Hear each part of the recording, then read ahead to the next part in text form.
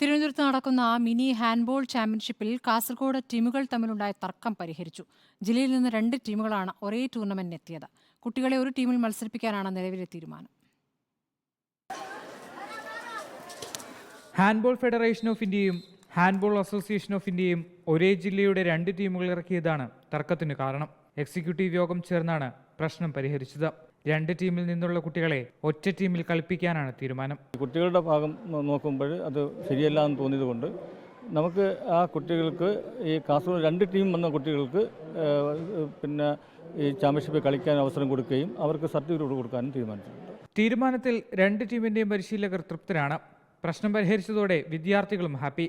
കോട്ടയമാണ് കാസർഗോഡിന്റെ ആദ്യ എതിരാളികൾ. നിലവിൽ ലീഗൽ അസോസിയേഷൻ്റെ പേരിൽ ഒരു ടീമായിട്ട് ഇറങ്ങാനുള്ള അണ്ടറിലാണ് അറിയിച്ചിരിക്കുന്നത്. നമുക്ക് സന്തോഷമാണ്, കുഴപ്പമില്ല. കുട്ടികൾക്ക് എല്ലാവർക്കും ചാൻസ് വരട്ടെ. ഇനി ഭാവിയിൽ ഇങ്ങനൊരു അവസ്ഥ ഇല്ലാണ്ടിരിക്കട്ടെ. 11 വയസ്സിന് മുകളിലുള്ള കുട്ടികൾക്കുള്ളതാണ് മിനി ഹാൻഡ്ബോൾ ചാമ്പ്യൻഷിപ്പ്. തിരുവനന്തപുരം നെടുമ്പങ്ങാടുള്ള സ്വകാര്യ സ്കൂളിൽ നടക്കുന്ന ടൂർണമെന്റ് ഇന്ന് അവസാനിക്കും. റിപ്പോർട്ടർ, തിരുവനന്തപുരം.